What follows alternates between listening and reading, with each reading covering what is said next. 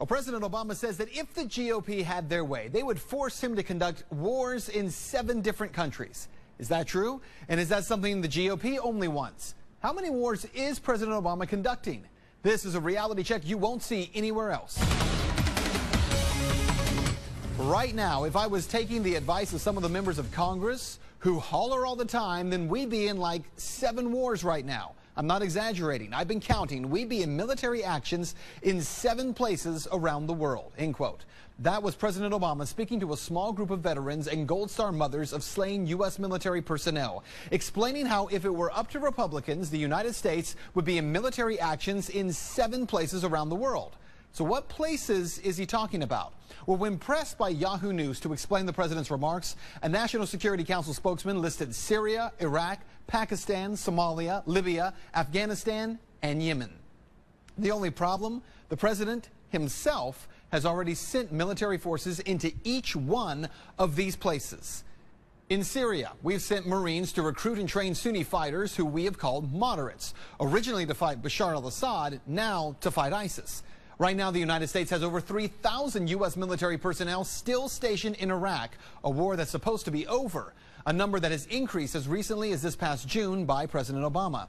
And then, of course, in Afghanistan, President Obama just announced that we're going to keep nearly 10,000 troops in place for the foreseeable future, even though he has repeatedly promised to have ended the Afghanistan war by 2014.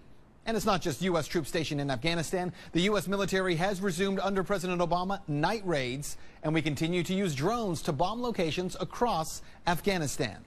The mission will not change. Our troops will focus on training Afghans and counterterrorism operations. So what about these other locations mentioned by President Obama? Well, actually, we've been conducting war operations in all of those countries as well.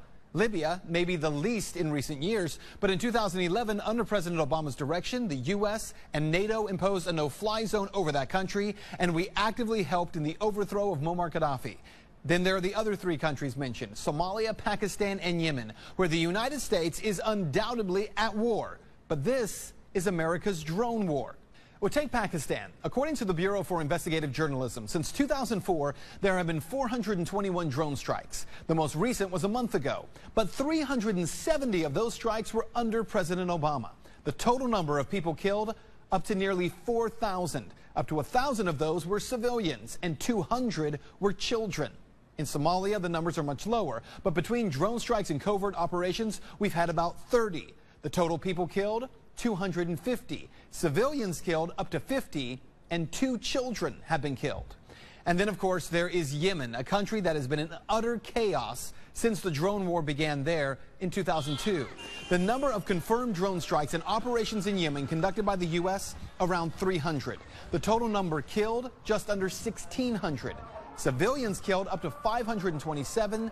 Children killed, up to 46. So what you need to know is what maybe we all need to know here. Has the United States found itself in such a perpetual state of war that we no longer consider using military force to carry out missions in other countries, where civilians, even children, are killed, as war?